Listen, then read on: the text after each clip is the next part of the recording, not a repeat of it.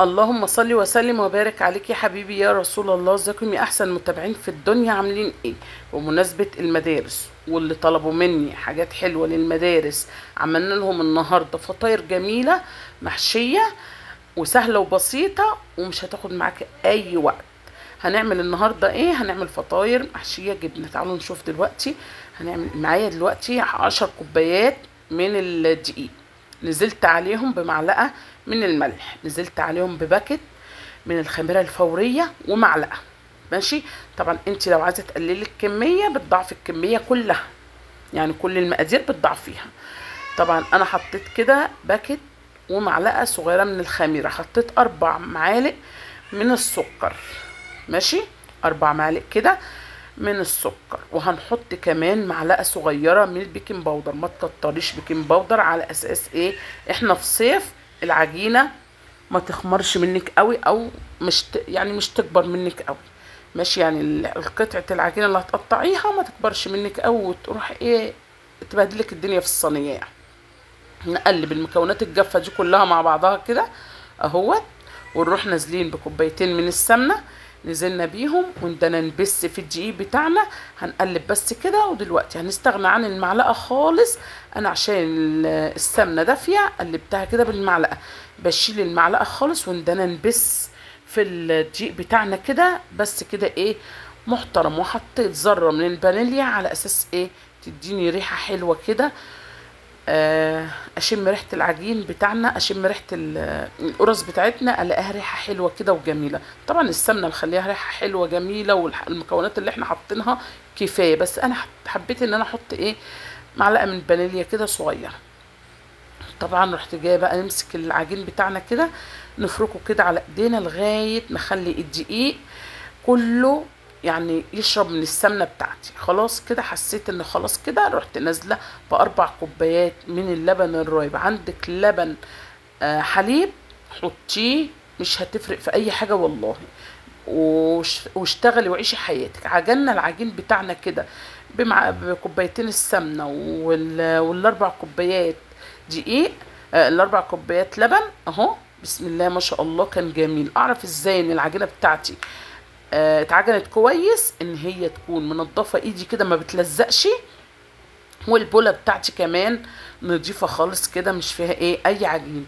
خلاص كده يا جماعه، هجيب معلقه زيت بس واحطها كده على الوش، وخلاص كده نروح جايين لمين الم بيها بس العجينه بتاعتي كده، ومعلقه ونقطه كده صغيره احطها على وش العجينه، وخلاص كده نسيبها نص ساعه كده. دي على حسب درجة الحرارة اللي انت هتحطيها فيها. انا كنت سايباها في المطبخ، رحت مغطياها بكيس بلاستيك وسبتها في المطبخ كده. بعد نص ساعة رجعت لها يا جماعة. شايفين الجمال؟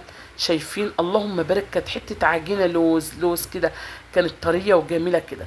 جبت طبعا مفرش كده ورحت جاية نقرص بقى العجين بتاعنا او نقطع العجين بتاعنا اهوت، وتروحي جاية ماسكاه كده يا جماعة اهوت، عاملاه زي البضاية الكبيرة، يعني تقطعيه حجم البضايه الكبيره كده يا جماعه. وندنك ايه؟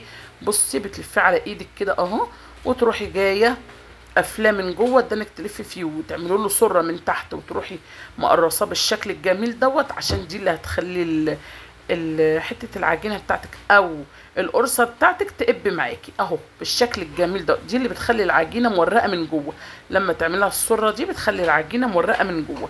خلاص كده احنا طبعا قرصناهم بسم الله ما شاء الله، الله اكبر. عملوا معايا اكتر من 70 واحدة، والله اكتر من 70 واحدة اهو يا جماعة. التشكيل بتاعها سهل جدا. بجيب قرصة كده، بجيب واحدة منهم واروح فردها بايدي. عايز تفردها بالنشابة فرديها، انا والله عندي نشابات كتير بس لقيت العجينة بتاعتي لينة وجميلة وسهلة. بتروحي جاية ماسكاها كده، وتروحي جايه ماسكه، معلش عدناها تاني، ونروح جايين حاطين اللقمه على اللقمه كده اهو من فوق اهي. شايفين حته العجينه على بعضها كده، ونروح جايين من تحت كمان ماسكينها كده تبقى عامله زي الحجاب معايا اهو. ايه رايكم في التشكيل القمر دوت اهو؟ كده بقى شكلها. شايفين؟ هنعمل كمان واحده معاكم بنفس الطريقه، وهنعمل لكم برضو كام طريقه كده، اللي يعجبك ان انت تعمليه فيها اعمليه. طبعا احنا حشيناها جبنه، لو عايزه تحشيها شوكولاته احشيها، عايزه تحشيها نوتيلا احشيها، عايزه تحشيها مربى برضو احشيها عادي خالص. شايفين التشكيل بتاعها عامل ازاي؟ سهل وبسيط. بتمسكها من فوق كده بالطول، وبعدين تروحي جايباها من تحت بالعرض اهو. شايفين يا جماعه اهو، في صينيه طبعا مدهونه يا دوبك كده مسحه سمنه صغيره او مسحه زيت اهو، وتروحي جايه عاملاها. مش عندك ورق زبده، افرشي ورق زبده في الصينيه وعادي خالص واشتغلي بيها. تعالوا دلوقتي هنعمل شكل جديد اهو.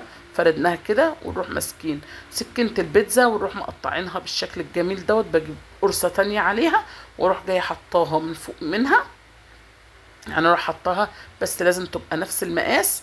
بصي العجينه بتاعتي كانت طريه وجميله كده، بصي بتشديها بتبقى عامله معاكي زي الاستيك كده، جميله جميله راحه معايا وجايه والله يا جماعه. بصوا بنحط بقى حته الجبنه معايا كده اهو بالشكل الجميل ده، بنفردها ونروح ماسكين العجينه اهي كده. شايفين كده اهو، وهنشوف في الاخر الشكل الجميل ده عامل ازاي. شايفين القمر، شايفين الجمال. انت بقى بايدك تقدري تعملي الحاجات الجميله، ايدك بتعمل الحلو كله، والله ايدك تعمل الحلو كله اهو. هنعمل واحده كمان معاكم بنفس الشكل القمر كده، ونروح برضو هي نفس القرصه اللي هنعملها، نروح جايين عاملين نفس القرصه عليها ونحطها ونحشيها. برضو قلتلك الحشوه اللي انت تحبي تعمليها اعملي. هنخلص كل الكميه بالطريقه الجميله ديت. كانت مطلعه معايا كميه اللهم بارك، كانت زي العسل والله، كانت زي العسل اهو يا جماعه. حشيناها الجبنه، بس اقول لك حاجه، بلاش تحطي جبنه قديمه قوي عشان بتبقى حادقه. يعني انت لو مش من عشاق الحادق، الجبنه القديمه بتخليها حادقه معاكي.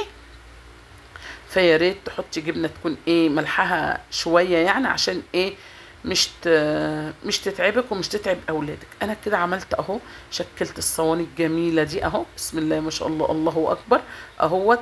طبعا التسويه بتاعتها هقول لك على التسويه بتاعتها، بس الاول نحط من على الوش كده.